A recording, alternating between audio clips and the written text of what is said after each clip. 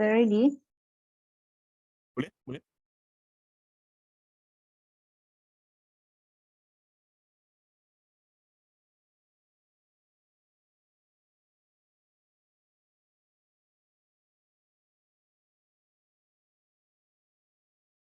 Ustaz? Oh, Kak Syed dah buka majlis? Sudah Ustaz. Tadi pukul 9 sikit dah start dah. Oh, okey. Okey. Okey, baik. Sekejap share screen.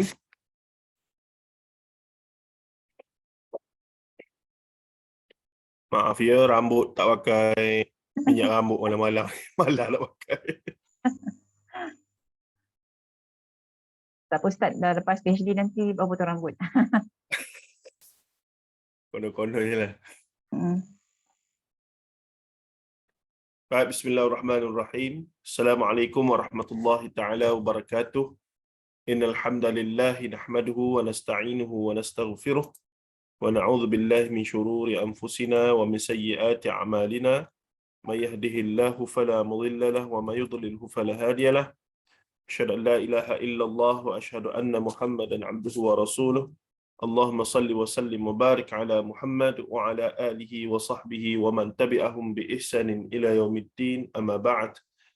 Fa inna asdaqal hadits kitabullah wa khairal hadi hadi Muhammadin sallallahu alaihi wasallam wa syarral umuri muhdatsatuha wa kullu muhdatsatin bid'ah wa kullu bid'atin dhalalah wa kullu dhalalatin finnar.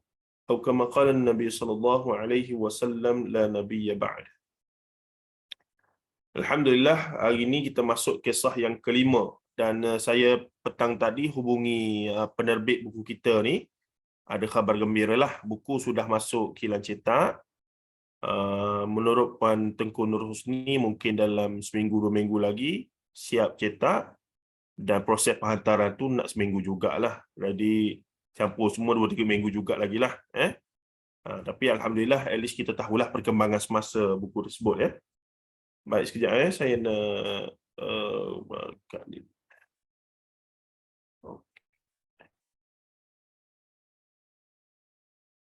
Sekejap.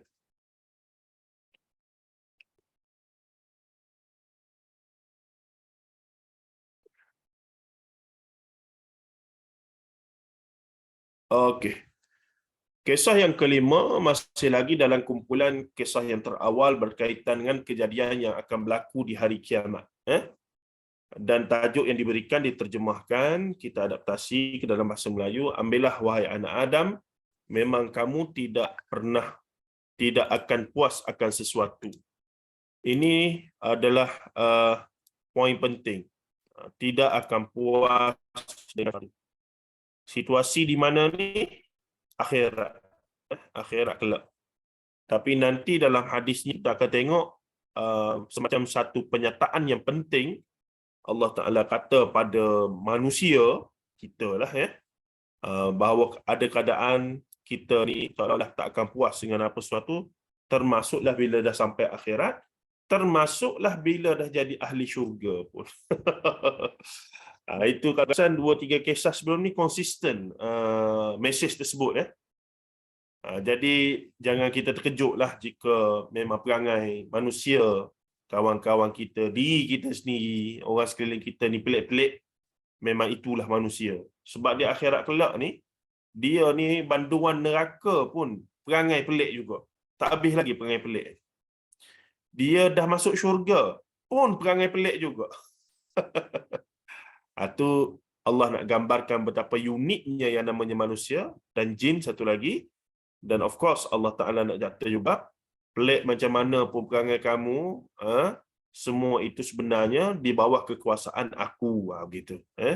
Allah nak bagi mesej, kamu ni perangailah pelik macam mana, kamu ni perangailah macam mana pun, selagi mana kamu fulfill apa yang aku suruh, kamu settlekan apa yang aku suruh dulu, disebabkan kamu memang dah jadi ahli syurga, maka aku akan layan kamu dengan layanan yang tidak ada batas lagi. Tidak ada dia punya batasan lagi. Itu antara mesej yang kita dapati daripada hadis-hadis ataupun kisah-kisah yang sebelum ini. Ingat tak lagi kisah-kisah sebelum ni? Tak ingat. Nanti ada buku kena ulang dengar balik dan catat balik apa yang kita belajar. InsyaAllah masa tu, bila kita belik buku tu, kita nampak benda-benda yang kita tanda, InsyaAllah kita mudah ingat. Saya dulu baca buku, tuan-tuan, ibu-ibu sekalian. Saya tak suka tanda. Sebab kita beli buku tu mahal, cantik. Jadi nak tanda ni sayanglah. So, saya baca berdasarkan ingatan. Bila nak semak balik tu berdasarkan ingatan. Tapi masalahnya ingatan kita ni bukanlah Imam Syafi'i punya kepala otak. Jadi banyaklah lupanya. Dan akhirnya walaupun tahu dalam buku ni benda tu, kat mana muka surat berapa? Cari berhari-hari tak jumpa. Padahal nak satu poin je. Tempoh hari TC saya PhD lah. Penyelia suruh tambah sikit je, satu line je ayat. Dan ayat tu memerlukan satu rujukan. Untuk menguatkan kena rujuk buku tu. Dan saya tahu memang ada, saya pernah baca perkara tersebut dalam buku tersebut. Saya duk belik, tak jumpa gerak betul. Lepas tu buku ni bukan boleh scan, kita ada index apa semua. Macam dalam PDF kita boleh cari kan. Cari tak jumpa, ferah lah saya. Kita tahu itu bukunya. Last sekali, tawakal ala Allah, tulislah juga itu begini, nyatakan rujukan, cuma tak boleh nak nyatalah muka surat berapa itu. Tak jumpa. Cuma boleh kata muka surat sekian sampai muka surat sekian. Maksudnya dalam 10 muka surat tu, bahagian mana exactly tu, dah rasa dekat situ. Ke buku lain aku baca. Balik 2-3 buku lagi yang lebih kurang sama. Tak jumpa juga. Itu saya pun kata, beberapa bulan ataupun dalam tahun-tahun sudah ni, tahun-tahun mutakhir, saya mula membaca buku dengan ada pensel. Walaupun saya tak sanggup lagi nak conteng dengan pen, tapi saya mula ada pensel dan poin-poin penting kita akan garis, kita akan tulis nota tepi. Penyataan ini longgar, masih perlu diperhalusi, betul ke fakta ini. Jadi itu menyebabkan kita lebih kritis dan lebih menghayatilah, mendalami sebuah buku tu. Tapi lah sekali buku tu hancur lah. Buku tu yang asalnya cantik dia jadi hancur lah. Kita dah tanda semua kan. Tapi sebenarnya puas hatilah. Kita jadi lebih ingat benda yang kita, dan bila kita nak rujuk pun, nanti kita akan dengan cepat boleh trace di manakah bahagian yang kita nak rujuk tersebut, insya-Allah. Baik. Kisah yang kelima ini, Kak Lina ada ke Kak Lina ni? Kak Lina kat Madinah sekarang Ustaz. Oh, Madinah tak ingat ajalah, tak balik lagi. Dah balik lagi. Kisah yang kelima, ambillah wahai anak Adam, memang kamu tidak akan puas akan sesuatu. Baik, kita baca hadisnya. An Abi Hurairah, yakni radhiyallahu anhu, walaupun tak ada kita bacalah ya. An Abi Hurairah radhiyallahu anhu, an-nabiy sallallahu alaihi wasallam kana yawman yuhaddithu wa 'indahu rajulun min ahli al-badiyah anna rajulan min ahli al-jannah ista'zana rabbahu fi az-zar'i faqala awalasta fiha syi'ta qala bala walakinni uhibbu an azra'a فأسرع وبذر فتبادر الطرف نباته واستواؤه واستحصاده وتكويره أمثال الجبال فيقول الله تعالى دونك يا ابن آدم فإنه لا يشبعك شيء فقال الأعرابي يا رسول الله لا تجد هذا إلا قرشيا أو أنصاريا فإنهم أصحاب الزرع فأما نحن فلسنا بأصحاب الزرع فضحك رسول الله صلى الله عليه وسلم. Ingat tak pada kisah yang sudah kita bincang pasal Rasulullah tergelak hingga hatta badat nawajizuhu, hingga nampak gigi gerahang. Kita pun bincang sikit tentang sifat gelak ataupun Rasulullah gelak ataupun Rasulullah suka itulah. Dalam hadis tersebut hatta badat nawajizu, hingga ternampak gigi geraham. Yang ni buka mulut jugalah. Sebab saya kritik masa tu perbincangannya, ada ustaz ni mengatakan Rasulullah bila nak tergelak tu Rasulullah akan tutup mulut sungguh-sungguh. Soalnya tak mungkin Rasulullah tergelak dengan dengan keadaan yang macam manusia normal, Rasulullah mesti tahan diri. Dan kita tak nafikan gelak Rasulullah. Ulama pun syarah dalam Syekh Sulaiman Ashqar pun kata gelak Rasulullah itu jagalah, dan kebanyakan gelak Rasulullah adalah senyum sahaja. Cuma adalah keadaan yang kelakar tu, maka Rasulullah fadhahika Rasulullah, Rasulullah tergelaklah. Tapi tergelaknya Rasulullah tidaklah mencapai tahap kita katakan jadi jadi terbahak-bahak tu, tidak sama sekali ya. Kejap. Okey. Itu yang mesti difahami. Jadi kita kena betul-betul letak bukti ataupun sesuatu dakwaan pada Rasulullah itu, bila jelas apa yang dia dakwa tadi bercanggahlah dengan daripada Nabi sallallahu alaihi wasallam. Baik.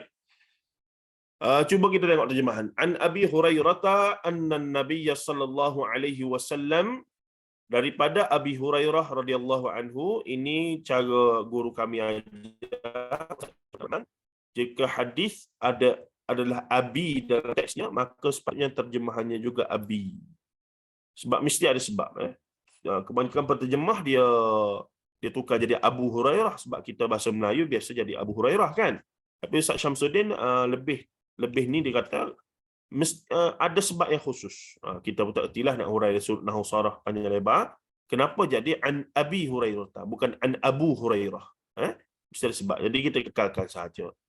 Jadi an Abi Hurairah radhiyallahu anhu tidak dimasukkan di sini, tapi dalam terjemahan kita masukkanlah sebagai penghormatan radhiyallahu anhu, bahawa Rasulullah sallallahu alaihi wasallam anna Nabi sallallahu alaihi wasallam kana yauman, bahawa Rasulullah sallallahu alaihi wasallam itu pada suatu hari yuhaddithu sedang menyampaikan. Yuhaddith ni perkataan hadis, yuhaddithu sedang memberikan maklumat, penyampaian, pengajaran. Of course lah Rasulullah bila menyampaikan itu mestilah suatu yang berkaitan dengan agama antaranya. Wa indahu rajulun min ahlil badiyah, dan di sisi baginda dalam majlis tersebut rajulun, seorang lelaki, min ahlil badiyah, dia ni orang pedalaman.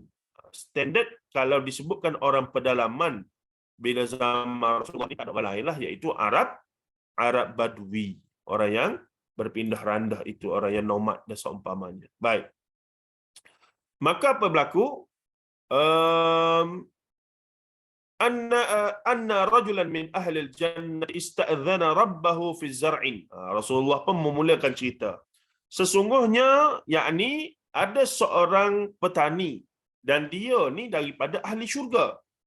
Jadi kita sesungguhnya seorang lelaki daripada ahli syurga, dan dia memohon kepada Tuhannya untuk bercucuk tanam.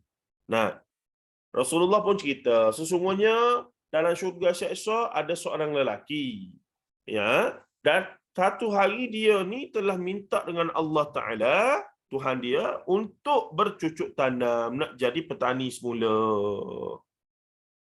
Jadi pelik ke tidak? Duduk dalam syurga elok-elok, punyalah nikmat pelbagai apa semua tu gini, tiba-tiba nak apa dia? Nak jadi apa? Nak jadi petani itulah. Nak bercucuk tanam. Apa faedahnya? Dah duduk dalam syurga kan? Tu, dia kata pelik ni cerita ni. Kemudian dia kata, Allah Ta'ala pun tanyalah ni. Fi zar'in. Faqala awalasta fi ma syi'ta. Allah tanya apa dia tu? Dia tanya, bukankah kamu sudah dapat apa yang kamu mahukan? Bukankah kamu duduk syurga ni dah dapat semua benda? Dia kata, dia jawab apa dia? Dia kata, qala bala. Dia kata, bahkan ya Allah, tetapi walakinni uhibbu an azra'a. Tapi ya, bala, bahkan ya Allah, semua kamu dah bagi semua. Dah apa yang aku minta semua kamu bagi dah. Cukup dah. Cuma, qala, dia kata lagi, cuma walakinni, dan akan tetapi aku ni uhibbu an azra'a. Aku ni suka sangat kalau boleh bercucuk tanam. Aku suka berkebun. Yang ni saya cerita pada minggu sudah kat Syida tak bersihat ya. Saya cerita orang tua-tua ni termasuklah mak ayah saya pun bila mari rumah kita ni tak nak duduk lama. Tak berapa nak duduk lama. Jadi kita pun sebagai anak ni, yalah sedih lah, apa sah nak duduk 2 hari, duduk 2 hari dah panas punggung nak balik dah. Kita kata duduk dah seminggu, bukan kita minta duit apa pun, kita tanggung belaka. Dah banyak kerja lah, itulah inilah. Jadi saya kata kenapa macam tu, sedih lah kita kan. Dah lah jarang-jarang dapat jumpa, kita pun barik payah, dia pun jarang-jarang mari. Ayah saya last mari sebelum PKP tempoh hari. Baru ni pula baru mari. Kita nak beli tiket kapal terbang apa semua pun tak nak. Jadi kita pun pelik lah. Nah, tapi satu hari saya sembang dengan jemaah surau lepas kuliah subuh ni, saya sembang lah benda ni. Jadi pokcik-pokcik ni memberikan perspektif mereka sebagai orang tua, sebagai seorang ayah yang anak-anak ada cucu ni. Dia berkata, Ustaz, minta maaf. Dia kata, saya ni orang tua lah. Anak cucu ramai. Anak-anak pun dah ajak sama pergi rumah. Dia kata, cuma kita ni bila dah tua ni, nak duduk rumah orang memang tak selesa. Dia kata. Kita bila duduk rumah kita ni, kita nak pakaikan pelekak, kita nak tidur, kita nak sakut baju. Rumah kita, dia kata. Bila duduk rumah anak ni, walaupun anak, tapi tetap rumah orang lain. Buat gitu tak kena, rasa tak kena. Buat gini, rasa tak kena. Jadi, saya pun, okey, barulah kita pun boleh faham lah, boleh faham. Lepas tu, dan ramai sini saya ingat ramai yang sudah jadi mak dan ayah, yang ada menantu, yang ada cucu ni belaka. Pastilah, wallahualam mungkin orang lain tu, tapi majoriti saya jumpa begitulah. Dia kata boleh kalau pergi duduk dekat ni, pergi balik hari lah. Memang tak, kalau tidur tu terpaksa sangat lah. Nah, kalau kata itulah, kalau yang lagi klasik yang jenis ada ayam itik lembu kambing kat rumah tu lagi teruk. Allah, ayam aku macam mana, kucing aku macam mana, dia kata itik aku habis segala. Dia risau benda tu. Kita anak-anak ni kadang-kadang yang tak faham ni, dia sedih lah, dia marah lah. Apa yang kalut sangat nak balik apa semua ni. Kita ada sini, dah lah nak jumpa tu payah dah sekarang. Gitu. Rupa-rupanya memang itu satu, kita kata satu kebiasaan lah, satu nature bagi orang yang sudah berumur ni. Dia sangat selesa dan dia tak mati kutu lah bila duduk di, kalau bahasanya sarang dia sendirilah, rumah peribadi dia sendiri tu, di rumah ni apa semua. Tapi ada setengah warga emas ini dia boleh adapt, dia pergi rumah anak cucu dia tu, dia pergi surau masjid, dia aktif di surau masjid pula, dia pula kenal orang situ lebih pada anak dia tu. Habis kapung dia kenal orang kapung tu. Jenis peramah, dia baik, dia suka pergi masjid surau. Dia tanya ada tak majlis mengaji sini, ustaz-ustaz mana mengajar ke apa semua. Dia pula aktif pergi. Last kali dia tu lebih orang kenal daripada anak dia yang duduk kampung tu bertahun-tahun dah. Ada yang macam tu. Ada macam-macam lah. Baik, cuma dalam kes ni mengingatkan saya hal tersebut.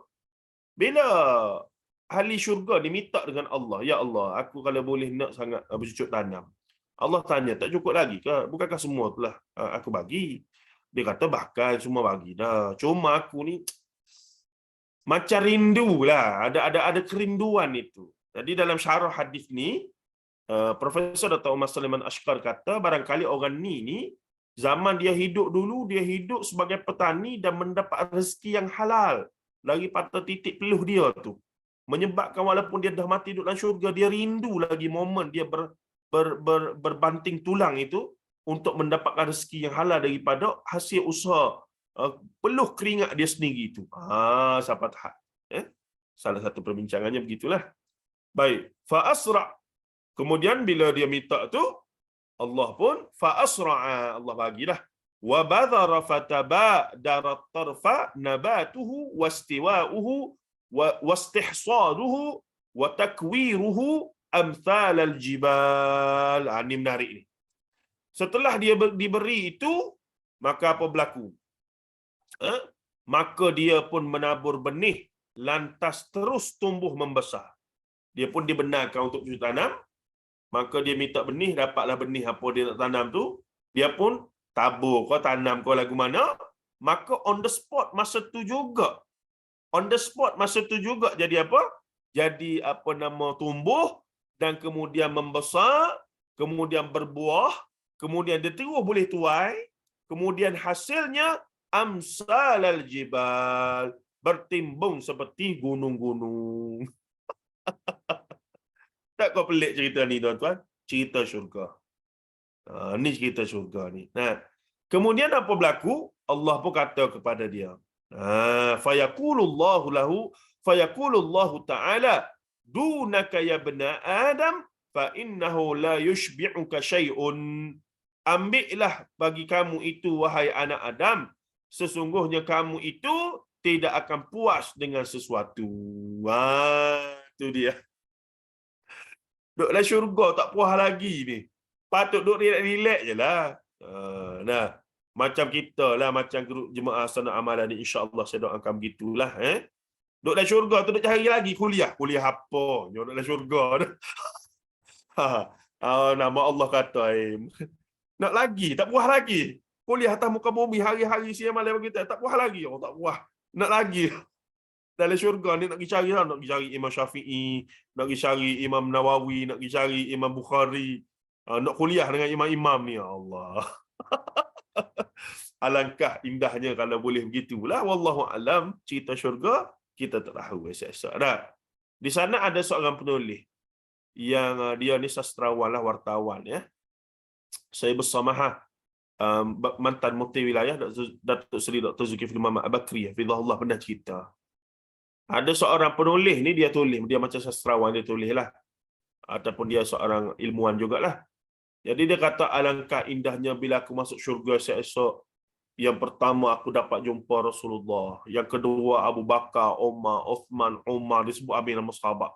Dan seluruh sahabat-sahabat Rasulullah SAW yang dijamin syurga.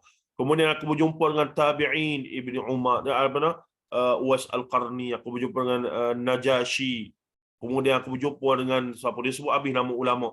Aku berjumpa dengan Imam Malik bin Anas, Imam Az-Zuhri, yakni aku berjumpa dengan Malik bin Anas, aku berjumpa dengan Muhammad bin Ismail, Imam Syafi'i, ada. Aku berjumpa dengan Imam Abu Hanifah, aku berjumpa dengan ni. Sampailah dia kata aku berjumpa. Ramailah ulama disebut tu. Ulama sama-sama disebut sampai akhir artikel tu dia kata, akan tetapi apakah aku dapat masuk syurga? Tu dia. Terkesima kita baca tu. Dia letak nama. Alangkah indahnya bila duduklah syurga aku boleh jumpa dengan Rasulullah, dengan para sahabat, dengan imam-imam, dengan para ulama, dengan Ummul Mukminin Aisyah radhiyallahu anha. Aku jumpa ni, aku jumpa orang saleh, aku jumpa Jibril, aku jumpa ni. Alangkah indahnya, dan aku jumpa Allah Taala bahkan gini ni. Tapi di hujung artikel tu dia kata, semua itu hanya terjadi jika aku dapat masuk syurga. Persoalannya, apakah aku layak untuk masuk syurga? Tu dia, tuan-tuan. Memang deep lah, bak kata Ustaz Zulkhairi kita ya. Deep, dia kata deep, mesej deep dalam Al-Quran tu. Baik, lalu Allah berfirman, ambillah wahai anak Adam, sesungguhnya kamu tidak akan puas dengan sesuatu. Itu cerita tu habis situ. Tiba-tiba bila Rasulullah habis di situ, lalu A'rabi itu berkata, ni kelakar ni tuan-tuan. Faqala al-A'rabiyyu, maka berkatalah A'rabi ataupun rajulun min ahli al-badiyah tadi, lelaki yang berasal dari pedalaman itu. Orang Arabi ataupun orang orang Badui lah biasanya dia ni. Baik. Dia kata, ya Rasulullah, jadi maksudnya dia telah Islam ni, dia sahabat ni. Jadi memang walaupun dia Badui, dia sahabat ni. Cuma tidak disebut nama siapa. Ya Rasulullah, dia kata, wahai Rasulullah, la tajidu hadha illa Quraisyan aw Ansariyah. Dia kata, aku tidak mendapati hadha di sini balik kepada ciri-ciri bercucuk tanam itu. Seorang petani itu, aku tidak mendapati perkara ini, yakni situasi ini, melainkan akan berlaku kepada orang Quraisy dan juga orang Ansar. Kerana apa? Fa innahum ashabuz zar'in. Kerana mereka itu memanglah ahli dalam bidang cucuk tanam ini. Kan cerita tadi, ahluz zar'in, seorang ahli syurga, yang dia ni ahli cucuk tanam. Min ahli al-zar. Jadi orang Badui ni faham kata dalam syurga esok-esok yang boleh masuk syurga orang bertani je. Jadi dia kata, dia macam tak puas hatilah. Ya Rasulullah, la tajidu hadha illa Qurasyian. Wahai Rasulullah, aku tak dapati ciri yang kamu cerita ni orang dari syurga ni melainkan ada pada Quraisy dengan Ansar. Fa innahum ashabaz zar'in. Sebab mereka itu memanglah pakar dalam bertani bercucuk tanam. Fa amma nahnu falasna bi ashabiz zar'in. Maka kami ni Badui ni falasna bi ashabiz zar'in. Kami tidak termasuk daripada orang bercucuk tanam. Kami duk bela kambing. Jadi soalan dia nak kata, macam mana kami, nasib kami ni, takkan kami tak ada peluang masuk syurga? Maksud nampak tak begitu? Rasulullah cerita satu orang dalam syurga. Dia duk berasa, itulah sahaja orang dalam syurga. Ni kata-kata orang yang, nak kata macam mana, ialah orang Arabi ni, memang kena kata orang yang dia nak kata tak cerdik sangat tu tidak. Dia cerdik. Tapi dalam bab-bab macam ni, lurus bendul. Begitu istilahnya. Dia lurus bendul. Dia duk ingat bila Rasulullah cerita yang ni, dia tak ada peluang dah masuk syurga. Lagu mana ni? Orang yang pandai bercucuk tanam ni adalah orang Quraisy dengan orang Ansar je. Kita mana? Taklah. Maksudnya, sudahlah, tak ada dah peluang kita masuk syurga ni. Soalannya dia berkesimpulan lagu. Nampak tak? Ni Arabi ni. Maka fadhahika Rasulullah sallallahu alaihi wasallam. Maka Rasulullah pun tergelak. Allahmu ni kak. Orang cerita benda lain, mupahil lagu lain. Begitu. Orang cerita siapa mereka mana dah. Dia bagi-bagi. Tak. Kalau gitu teruklah kita gini-gini. Orang cerita apa-apa dah mu ni. Dia jadi tak faham situ dah. Itulah antara yang ni lah menjadi kegelian hati pada Rasulullah SAW. Tergelaklah situ.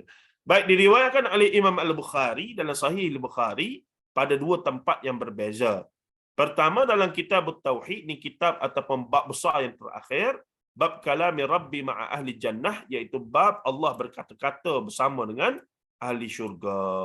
Dalam syurga boleh tatap wajah Allah, bahkan boleh berdialog dengan Allah. Lagu mana? Tak erti nak tahu, nak fikir lagu mana. Di akhirat kelak, tengok sendirilah. Semoga kita termasuk ahli syurga, insya-Allah. Itu saja. Nombor 7519, dan dalam kitabul Muzara'ah, kitab pertanian, nombor 2348. Dalam Sahih Bukhari ada kitab Al-Muzara'ah, kitab tentang pertanian. Itu dibincangkan tentang zakat apa semua begini sudah. Baik, nombor 2348. Intipati dan pengajaran kisah. Di dalam syurga tersedia segala apa yang dikehendaki oleh hati para hamba Allah. Maka ada seorang hamba Allah yang merupakan ahli syurga, mahu bercucuk tanam ketika berada di dalam syurga, sedangkan tiada keperluan untuk dirinya akan hal tersebut. Namun Allah tetap mengabulkan dan merealisasikan kehendaknya itu. Nampak tak? Duduklah syurga nak bercucuk tanam apa lagi ya? Cuma Allah Ta'ala tunjuk, kamu ni bila masuk syurga, kamu perangai pelik pun Allah Ta'ala layan lagi. Kamu nak benda tak masuk akal dalam syurga, segala nikmat dah ada. Nak benda tak masuk akal apa dia? Ya Allah, nak cucuk tanah balik macam atas muka bumi dulu. Ikut mung lah. Allah Ta'ala layan lagi maksudnya. Itu mesej yang boleh kita dapat daripada, antara yang kita boleh dapat daripada kisah ni lah.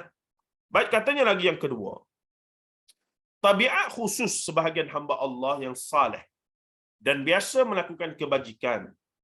Sebagaimana kes dalam hadis si Fulan mencari rezeki yang halal melalui bercucuk tanam ketika di dunia, maka ketika sudah pun menjadi ahli syurga, kerinduannya terhadap kerja halal lagi berkat masih ada. Ni antara syarah atau huraian daripada Profesor Dr. Sulaiman Al-Ashqar berkaitan hal tersebut. Baik. Kemudian katanya lagi yang ketiga.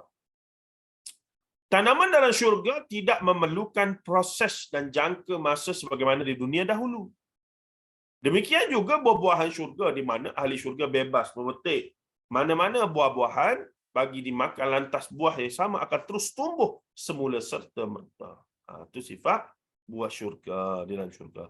Bahkan ketika ahli syurga sedang makan buah-buahan syurga, mereka berkata-kata kepada mereka, hadhihi samarat, apa nama,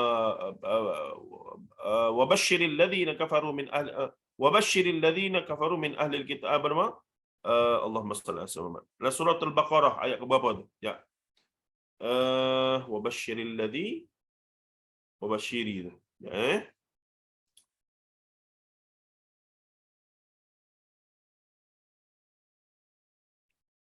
surah Al-Baqarah. Okey. Wabashshiril ladzina amanu wa 'amilus salihati anna lahum jannatin tajri min tahtiha al-anhar. Kabar gembira kepada orang yang beriman dan beramal saleh, anna lahum jannatin tajri min tahtiha al-anhar, syurga mereka itu sesungguhnya bagi mereka itu syurga yang di bawahnya min tahtiha al-anhar, iaitu sungai-sungai yang mengalir. Kullama ruziqu minha min thamaratir rizqa. Mereka pun sambil duduk dalam syurga tu, duduk makan-makan thamarat, buah-buahan syurga tu, mereka berkata, kullama ruziqu minha min thamaratir rizqa. Ini semua adalah rezeki yang diberikan kepada kita ni, min thamaratir rizqa, daripada qalu hadzal ladzi ruziqna min qablu wa utu bihi mutasyabiha. Mereka pun berkata sama mereka bahawa inilah rezeki yang bukankah dulu sebagaimana yang kita dapat atas muka bumi dulu. Maka para ulama kata di sini antara lain diberi kefahaman bahawa masa duduk dalam syurga, esok-esok masih ada tersisa memori kita duduk atas muka bumi. Iaitu yang ayah pada Ibrahim cari dia, Azar cari Ibrahim sebab ada memori tu. Maka sebagai ulama kata kita kalau mereka pun ada, kita pun ada jugalah. Maka di akhirat kita carilah orang yang kita kenal, adik-beradik kita, kawan-kawan kita apa semua itu gini tu. Sebab itulah ada orang yang keluar daripada syurga boleh bagi syafaat kepada ahli neraka yang dibenarkan itu. Orang yang mereka kenal, kerabat mereka, adik-beradik ke apa semua, suami isteri apa semua. Na'udzubillah min dzalik, kita tak naklah jadi begitu. Kita tak nak jadi orang yang menyelamat, walaupun itu maksudnya dalam erti kata itu, sebab kalau kita jadi orang penyelamat, maksudnya kita selamat sahabat kita tu dalam neraka tu. Nah, sepatutnya kita duduk, semua orang duduk dalam syurga belaka, insya-Allah. Gitulah doa kita ya. Baik, jadi bila mereka duduk makan-makan dalam syurga tu, mereka berkata, apa dia tu? Mereka kata, kullama ruziqu minha min thamaratir rizqa, qalu hadzal ladzi ruziqna min qabl wa utu bihi mutasyabiha. Mereka berkata inilah buah-buahan yang direzekikan kepada kami dulu masa hidup dulu. Maka sebahagian mereka berkata, kita ada sisa memori lah di dalam syurga sesa. Baik. Kebalikan kita di syurga, insya-Allah ada memori atas muka bumi. Bayangkan mereka yang di dalam neraka. Bermaksud ada juga memori di atas bumi dulu. Sebab itulah menyesal tak mudah tu. Semoga kita Allah Ta'ala ampunkan dan rahmati kita semualah di atas dosa-dosa yang kita buat. Banyakkan taubat dan istighfar setiap hari, saban hari, dan tambahkan amal saleh. Termasuklah pengajian-pengajian kita ni. Semoga Allah Ta'ala nilaikan ia adalah kebajikan. Utlubul ilmi faridatun ala kulli muslim tu, termasuklah apa yang kita buat ni. Ataupun man salaka tariqan yaltamisu fihi ilma sahlallahu lahu tariqan ilal jannah. Sahlallahu lahu bihi tariqan ilal jannah. Siapa yang menempuh satu proses jalan untuk menuntut ilmu, maka Allah permudahkan urusannya ke syurga, insya-Allah. Insya-Allah. Baik. Katanya lagi di sini yang keempat, ini inna hadza la rizquna ma lahu min nafad. Surah As-Sad ayat 54. Sesungguhnya ini ialah pemberian kami kepada kamu, yakni pemberian yang tidak akan habis-habis. Dalam syurga esok-esoklah tidak ada lagi ending, abadan abada, selama-lamanya. Nah, khalidina fiha abada. Kekal kamu di dalamnya selamanya. Baik, yang keempat, didapati banyak keanehan, kesenangan dan kegembiraan yang dilalui saban hari oleh ahli syurga dalam kehidupan mereka yang kekal abadi di sana. yang mana menyegarkan telinga-telinga insan yang mendengarnya. Benda positif sokmo. Pertama, muda sokmo, umur 30-an. Yang kedua, tinggi belaka macam Nabi Adam AS, 100 hasta. Apa lagi? Muda sokmo. Belaka lah. Mak ke ayah ke adik-beradik ke muda belaka. 30-an belaka.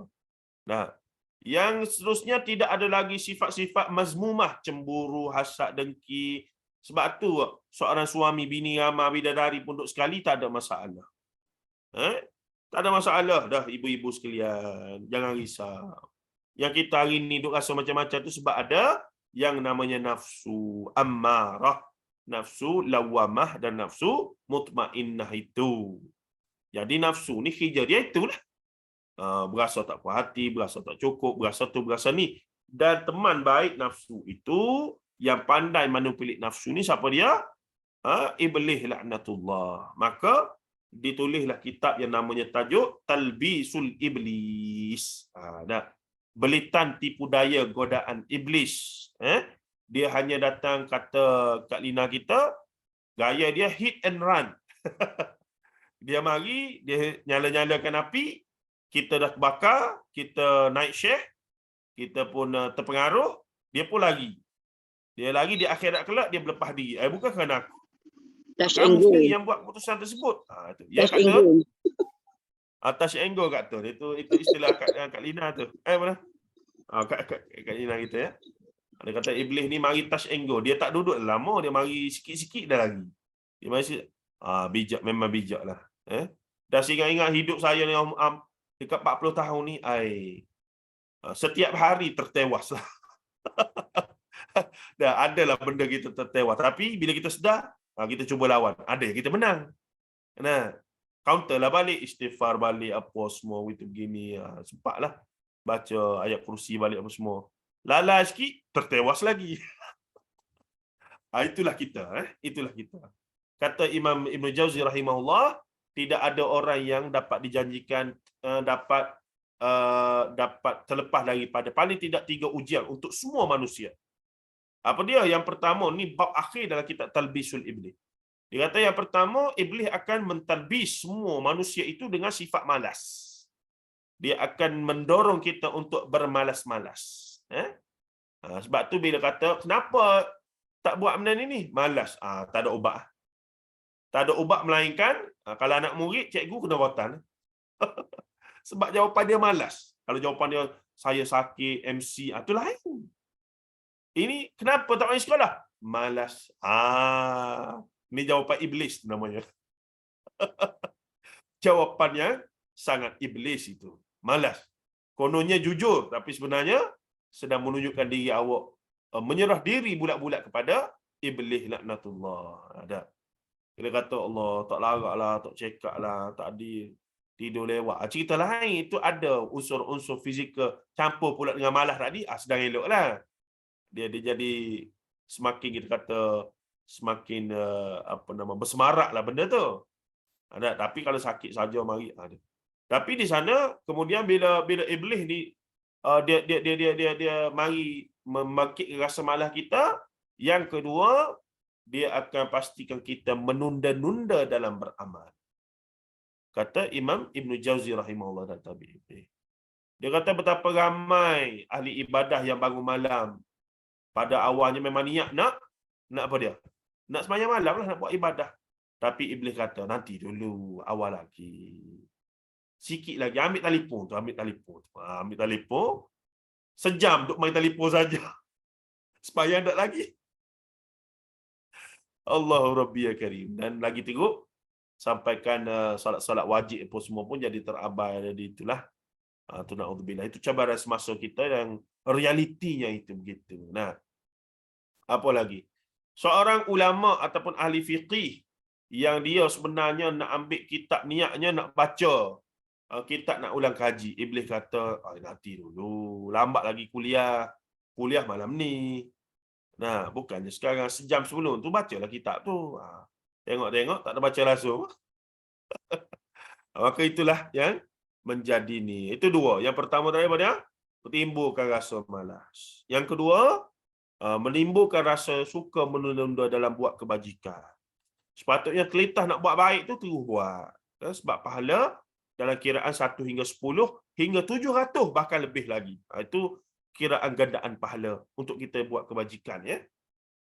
Nah, tapi iblis akan menunda-nunda. Nah, tunda. Dan kita pun kata, okeylah. Bukan tak buat langsung, better late than never. Tu. Better late than never, tak ada apa lah sekali tinggal habis licin belaka. Na'udzubillah min dzalik. Semoga Allah Taala ampunkan kita dengan kesalahan kita dan beberapa kecuaian kita hampir setiap hari kita buat. Nasib baiklah Allah bagi istighfar kepada kita. Cara istighfar Rasulullah ajar. Dengan istighfar itulah, dengan ibadah-ibadah sunat itulah boleh tampung hal-hal yang kita tercuai itu. Baik. Yang ketiga, iblis talbih dengan apa untuk orang semua manusia ni? Iaitu panjang angan-angan dia kata. Dalam konsep kita orang Melayu ada angan-angan mak jenin. Nah, berangan hijau tak buat, tak naklah. Nah, berangan tak buat apa-apa, tak boleh, kena.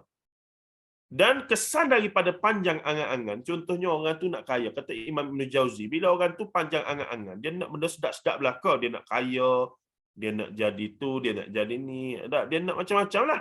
Tapi tindakan rancangannya tidak ada.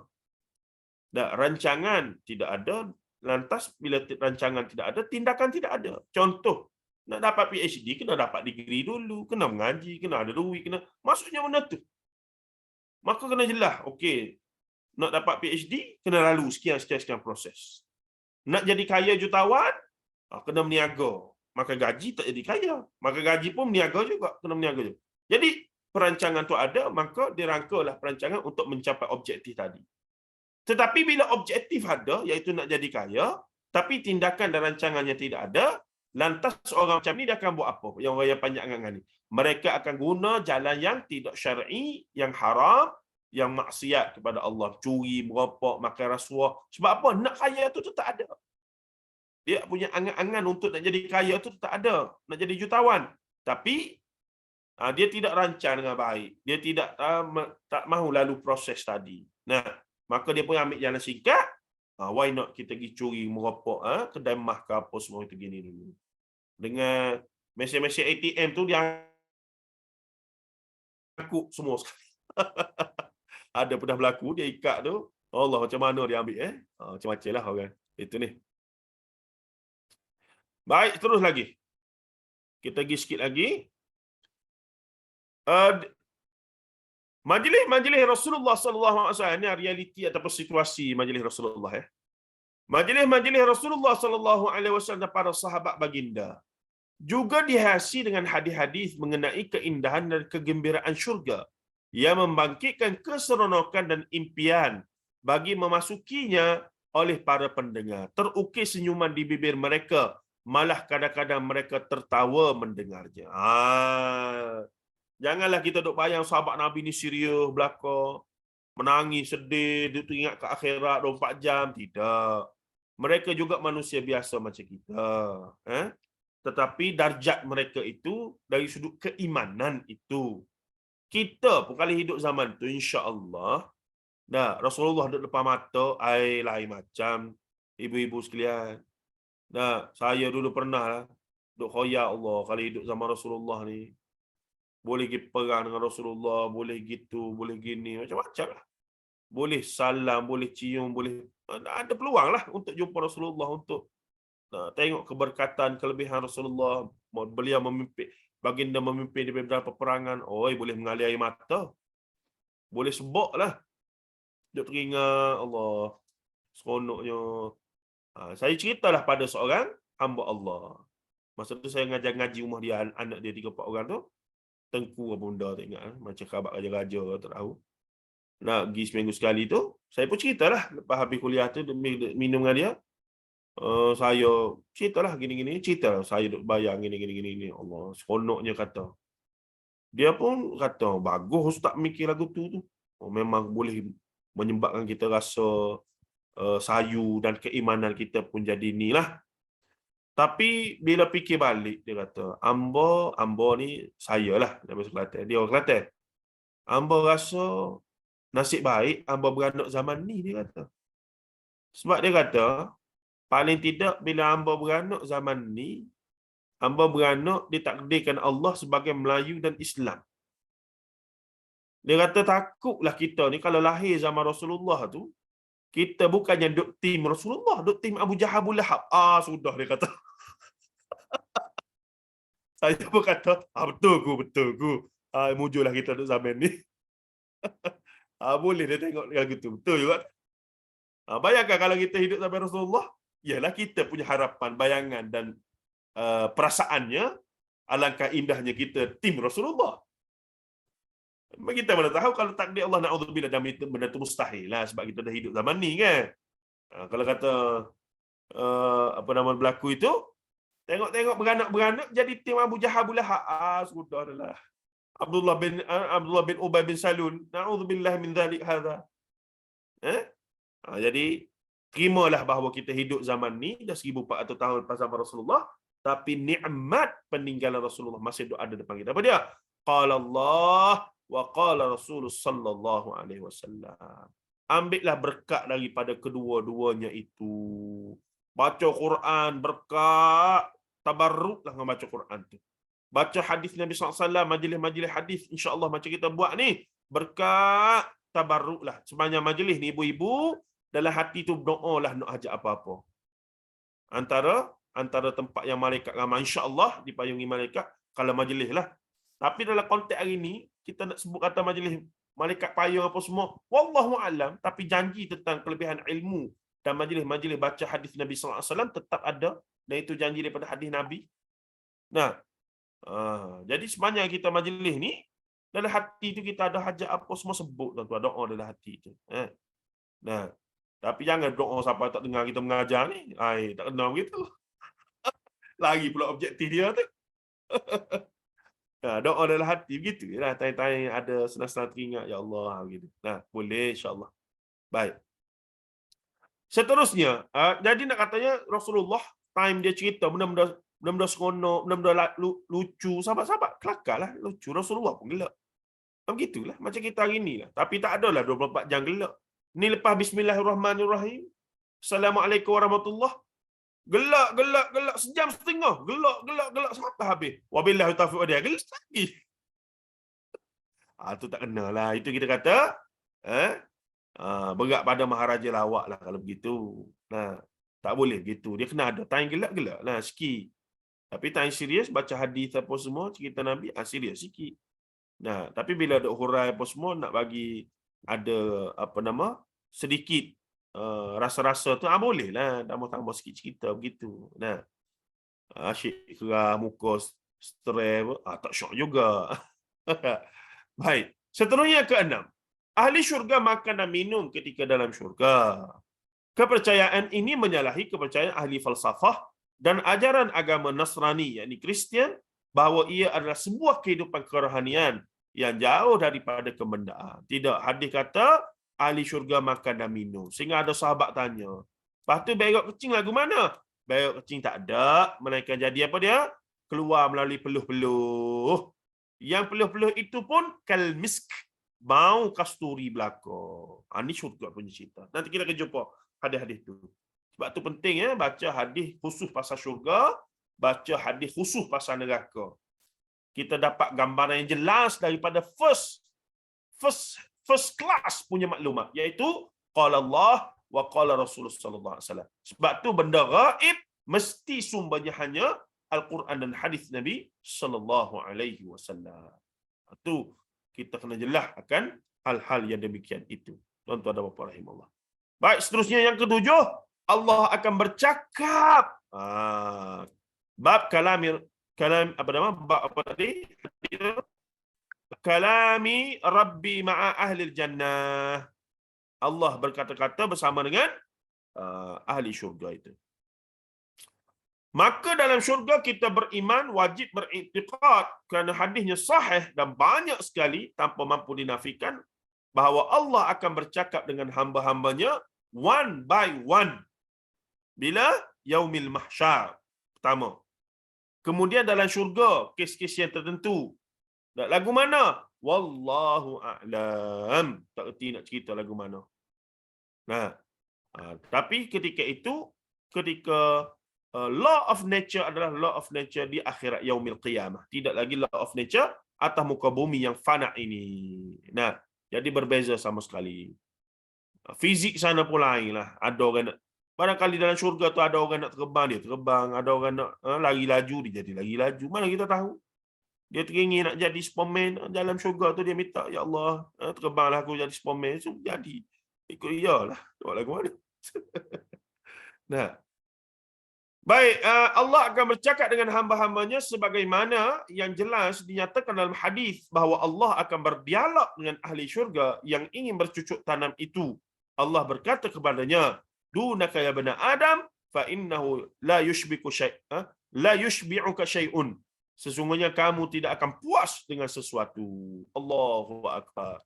Ini QR dia boleh dengar. Syekhuna Fadilatul Syekh Tuan Guru Dr. Abdul Basit Abdul Rahman hafizahullah membahaskan hadis inilah dengan gaya dia, dengan ringkasan dia, insya-Allah. Baik, itulah habis kisah ke-6. Kalau ikut syarah panjang lagi. Tapi tujuan kita memang nak ringkaskan supaya satu kisah dibaca dan dihurai sesuai dengan satu kuliah dalam kurang lebih 40 ke 45 minit di antara Maghrib dan Isya. Tapi kelas kita ni sejam setengah, jadi huraiannya panjanglah sikit. InsyaAllah depan-depan hadis-hadis yang pendek-pendek kita bakal baca 2-3 hadis serentak. Saya sengaja itu sikit sebab tak ada buku lagi tu, tak syok lah. Sebab saya tahu bila ada buku nanti ramai nak menconteng, nak buat nota lah apa macam gini tu. Dah. Jadi bila teringat tadi saya sebut, bila ulang balik teringat, oh ni gini. Itu memang cara dia lah. Baik. Kisah yang ke-6 insya-Allah pada sesi seterusnya adalah satu situasi yang menarik juga. Situasi di mana ini menggambarkan bagaimana jenayah-jenayah bunuh yang duduk jadi atas muka bumi ini akan diadili di yaumil qiyamah. Orang yang kena bunuh akan bawa orang yang membunuh dia ke hadapan Allah Ta'ala. Orang yang kena bunuh, siapa-siapa yang kena bunuh, akan bawa pimpin tangan. Dalam hadis ni sebut pimpin tangan. Bawa orang yang membunuh dia di hadapan Allah Ta'ala untuk diadili. Bayangkan kalau orang tu bunuh 1 juta orang, 2 juta orang, ratus-ratus ribu macam dalam perang-perang civil itu. Hitlernya, apa lagi? Ada Leninnya, Mao Zedongnya, atau berapa puluh ratus ribu juta belakang tu bunuh orang tu. Mana dia nak menghadap Allah Ta'ala. Dan hadis ni yang bunuh dan yang membunuh dia tak kira Islam tak Islam. Dia kira kamu manusia, kamu bunuh orang tanpa hak, kamu akan dibawa ke muka pengadilan. InsyaAllah kita akan bincang secara detail lah pada bulan minggu depan insyaAllah, hanya umur rezeki. Dan ada yang menarik juga Kak Syida, katanya di situ, benarkah taubat seorang pembunuh itu diterima oleh Allah Ta'ala? Sebab di sana ada ulama muktabar berpegang bahawa taubat seorang pembunuh itu tidak, sebab dosa membunuh ni dosa kedua terbesar dalam Islam selepas syirik kepada Allah Ta'ala. Jadi ada setengah ulama berpegang sebagaimana syirik, membunuh juga antara dosa yang tidak diampunkan oleh Allah. Namun ada ulama yang pegang kata tetap diampunkan mendatangkan hujah-hujah mereka. Ini menarik untuk kita perhatikan pada minggu depan insya-Allah. Ada soalankah dalam masa 2-3 minit berbaki? Salam Ustaz. Oh, okey. Siapa tanya tu? Silakan. Apa Kak Saripah ya? Ini yang silakan Saripah. Pengajaran tu 1 sampai 7 tu, kecuali 5 tu adalah kisah di syurga. 5 tu kisah di dunia ke di syurga? Nombor 5. Ni cerita realiti masa hadis tu diriwayatkan itu Kak Pah. Maksudnya dia nak ceritakan realiti majlis Rasulullah bila duk cerita pasal syurga. Jadi ada keadaan sahabat. Nak katanya macam kita lah, ada gembira, ada sedih. Tidaklah kita membayangkan sahabat Rasulullah ni kerah seria 24 jam dah, muka ketat ya, ada gitu. Semacam mana kita pernah tersalah faham, sahabat Rasulullah ni tak ada kerja buat, duk follow je Rasulullah 24 jam. Duk follow je ya. Kita tengok kan macam Abu Hurairah banyak hadis apa semua, rupanya tidak. Sebahagian besar sahabat, majoriti sahabat ada urusan masing-masing. Sayyidina Ali jadi buruh lah. Dia paling tak kaya dan paling tak bernasib baik dalam kerjaya Sayyidina Ali. Sebab tu dia miskin masa zaman dengan Fatimah, tapi kemudian berubahlah. Lepas Fatimah mati dia kahwin lagi, ramai lagi anak dia sebenarnya. Umar, Uthman semua kaya, Abu Bakar semua kaya sebab bisnes. Mereka semua meniaga di pasar. Meniaga kain, meniaga apa macam-macam. Terutamanya Abdul Rahman bin Auf. Tu memang lain macam lah. Memang born to be entrepreneur tu. Itu kita kata level lain tu. Jadi sahabat-sahabat semua sibuk. Ada kerja masing-masing. Ada yang ada ladang, kerja buruh, apa semua begini. Cuma meeting point mereka bila? Waktu solat Jumaat. Masuk saja waktu zuhur, semua berkumpul belakang Rasulullah Jumaat. Tapi dalam masa yang sama juga, mereka ada Jumaat-Jumaat mereka di kawasan-kawasan rumah mereka. Dan ada sahabat yang mengembala kambing luar daripada kota Madinah, itu dia solat di sana. Solat sendirilah. Cuma Rasulullah kata, kalau boleh Jumaat juga. Carilah partner siapa-siapa. Jumaat juga. Bahkan, kalau kita baca hadis-hadis pasal azan, iqamah apa semua, makanya Rasulullah tetap minta paling tidak iqamah lah.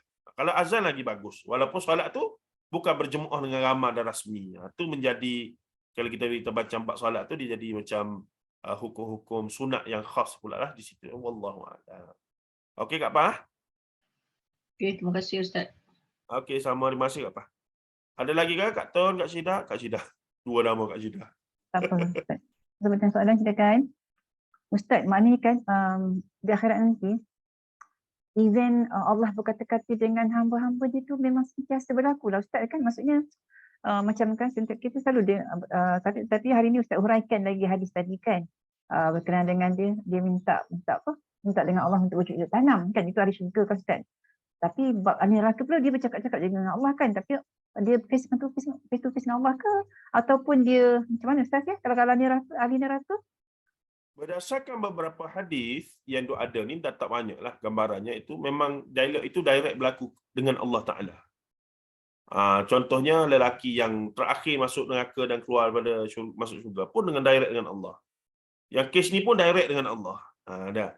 Jadi untuk nak kata apakah berlaku serentak nanti semua orang Allah Ta'ala layan dalam syurga ke, wallahu alam, tapi itu tidak mustahil. Setiap kita akan ada peluang untuk dialog dan minta dengan Allah direct ke lagu mana ke, itu syurga punya cerita.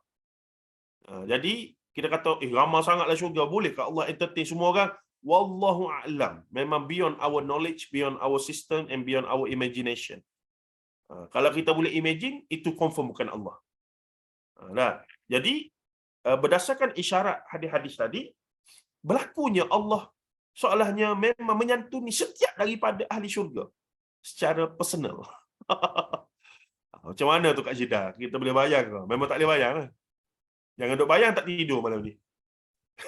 Betul Ustaz.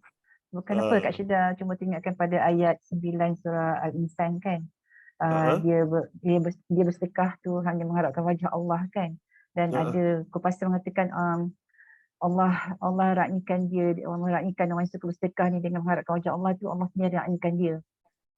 Pernah dengar kupasan daripada Ustaz Snal kan mengatakan, jadi macam maksudnya kita pun diberi peluang untuk sebagai VIP oleh Allah kan, sekiranya kita ni melayani, menyantuni orang-orang miskin, fisabilillah. Sebenarnya daripada ayat 9 surah Al-Insan, memang terkesan bila baca surah Al-Insan tu kan. Itu yang kata bila Ustaz kupaskan hari ni, maksudnya kita tu macam kata lagi dapat information lah about the ayat 9 tu. Ya, kita ada keraguan. Adakah kita istimewa di sisi Allah? Kita rasa, takkanlah Allah layan aku esok-esok. Kan? Macam itulah yang berlaku pada sahabat-sahabat kita yang bila berdoa, mereka lebih suka tawassul apa semua tu. Sebab mereka tak yakin Allah tu maha kuasa dan mendengar setiap apa. Sedangkan Allah sendiri kata dalam Quran, benda dalam hati kita pun Allah Ta'ala tahu setiap detik. Satu angin, satu daun yang jatuh pun di dalam ilmu Allah. Jadi apa lagi yang kita risaunya? Tu. Jadi kita duk risau, aku berdoa ni Allah Ta'ala dengar ke tidak ni? Maka kena tawassul dengan wali-wali di kubur supaya wali ni naik bagi cerita pada Allah. Macam Kak Syida tadi yang saya faham adalah Kak Syida macam antara orang yang Allah Ta'ala boleh tengok wajah Allah, orang bagi derma. Jadi kita pun kena gitu jugalah. Termasuklah. Tapi nak katanya, tidak itu saja caranya. Asalkan kita enter the heaven, then all of the business is done. Itu je syarat dia.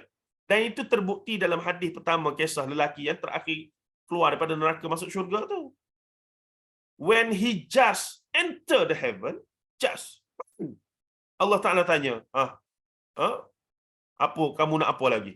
Kamu nak apa? Dia pun minta sampai dia tak tahu nak minta apa dah. Jadi nak katanya, itulah Allah Ta'ala punya maha kuasanya, dengan syarat sabar sekejap, masuk syurga, aku settle belaka. Nafsu kamu tinggi mana pun, maka rahmat aku lebih tinggi daripada itu. Itulah gambarannya. Ya? Jadi untuk setiap kita di-entertain oleh Allah di akhirat, dan boleh menatap wajah Allah. Dan wajah Allah ni ada dua lah tafsirannya. Bagi ulama yang menerima secara mengisbatkan makna, wajah Allah lagu mana wallahu alam. Kita serah pada Allah Taala di akhirat. Ma yaliku bi jalalihi taala, yang sesuai dengan kebesaran Allah Taala. Itu kita muktamadkan begitu. Lagu mana wajah Allah, sebagaimana yang Allah Taala sesuai dengan kebesaran Allah Taala di akhirat esok kami tengok selesai. Tak payah fikir banyak dah. Tapi bagi ahli kalam Asy'ariyah, ahli sunnah juga, mereka kata tak bolehlah. Takut nanti ada orang duk khoya jadi syubhat pula. Setan mari. So kena tafsirkan sikit. Jadi dia kata wajah itu bermakna apa dia? Rahmah minallah. Jadi dua-dua diterima. Cuma kita cenderung pada yang pertama tadilah. Kita bagi orang yang Islam yang dah faham kedudukan nas, sepatutnya kita berpada dengan yang pertama tadi. Sebab tujuan yang kedua untuk menghilangkan syubhat dan mengisbatkan. Tapi dua-dua pun adalah kaedah yang diterima. Yang jadi masalah, Mu'attilah menafikan. Dia punya takwil wajah Allah tu sampai hilang maksud asal ayat tu. Dia panggil Mu'attilah, dia nafikan. Soalnya, tak mungkin Allah Ta'ala ada ayat ni. Jadi, last sekali. Dan yang jadi tak boleh juga macam mana? Yang duk faham kata wajah Allah ni, macam wajah. Dia sebut wajah, macam wajah. Disebut pula. Saya nak sebut pun meramam dulu Ramon. Tak boleh. Bila sebut kata begitu tu dah. Tidak mutlak kita laisa kamitslihi syai'. Walaupun kata-kata tu sekadar untuk nak kata pelambangan ke, marah ke, untuk nak sindir ke, sepatutnya tidak boleh. Sensitif. Sebab tu dalam kes ni bila ada ustaz-ustaz yang dua-dua pihak lah, saya sebab kita terbuka pada dua-dua ni. Kita tengok lagu ni tak ada masalah. Kalau faham dan terbuka sikit, tak ada isu pun insya-Allah. Semoga Allah Taala sekelak kita menatap wajah Allah. Lagu mana wallahu alam, tak boleh nak cerita. Tapi cukuplah dengan ayat tanda-tanda yang Allah Taala bagi melalui kauniyah, maktubah iaitu Quran, hadis, dan yang kedua ayat kauniyah, alam ciptaan dia ini sudah memadai untuk kita logikkan akal kita. Allah ni maha kuasa, maha luar biasa, yang tak mampu kita bayangkan dia punya hakikatnya yang sebenar.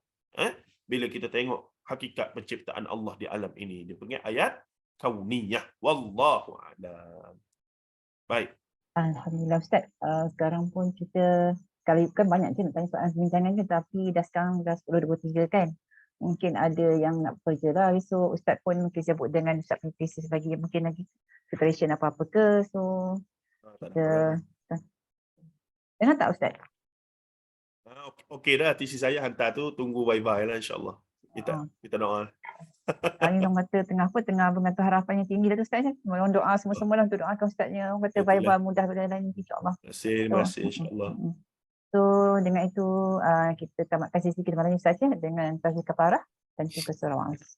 Subhanakallah wa bihamdika asyhadu an la ilaha illa anta astaghfiruka wa atubu ilaika wal 'asri innal insana lafi khusr illa alladhina amanu wa 'amilus salihat wa tawassaw bil haqq wa tawassaw bis sabr. Assalamualaikum. Terima kasih semua. Abang Din, Kak Zaitun, Kak Rima, Kak Limatun, Kak Tengku Izian, Kak Syahira, Kak Nozia, Kak Samsyah, Kak Umrah, Rohaya, Kak Sarah, Kak Amelia, Kak Saripah, Kak Luzana, Kak Liana, Kak Maslian, Kak Munirah, dan kawan-kawan yang lain lah yang tak datang tu, kita sampaikan salam saya. Salam rindu. Okey, sampaikan. Assalamualaikum. Salam Kak Zul. Terima kasih Ustaz ya. Jumpa lagi insyaAllah. Assalamualaikum. Lagi Jazakumullah khairan. wa iyyakum insyaallah. Kan Kak Liza Allah besok dia buat yubarik NGO fikum. Ustaz. Kak Liza dia buat NGO sebab ada mudah-mudahan tak ada apa-apa lah dalam dia punya perusahaan tu nanti. Syafakillah syifaan ajilah insyaallah. Amin ya rabbal alamin. Terima kasih semua ya. Kita jumpa lagi besok petang esok sesi Ustaz Nazri pula. So dengan itu saya akhirkan sesi pagi malam ni dengan lepas Assalamualaikum warahmatullahi wabarakatuh. Waalaikumsalam warahmatullahi wabarakatuh. Jumpa lagi ya insya-Allah. Saya pun tak ada batuk. Oh, batuk minum air banyak ke ayah ya? Dekat sakit tengok. Ya Allah. Mana? Minum. Orang kata makan apa ya? Makan apa madu dengan apa? Ada Lemon. orang kata dengan bunga cengkeh ke pun tak. Oh ya. Ada. Dah lupa saya dah. Betul-betul tu. Batuk pun sakit pun. Ya ke? Makan pun sakit Lepas tu tadi ambil darah. Ambil darah. Masa orang ramai masa tu kita nak terbatuk-batuk juga. Allahu Akbar. Dia betul kata. Nanti saya sharekan petua dekat Kak Ayah. Nanti saya lupa ada satu petua tu orang bagi. Nanti saya bagi ya Kak Ayah ya. Ada resepi dia insyaAllah. Okay, Kak Ayah jumpa lagi insyaAllah. Assalamualaikum Kak Ayah. Waalaikumsalam.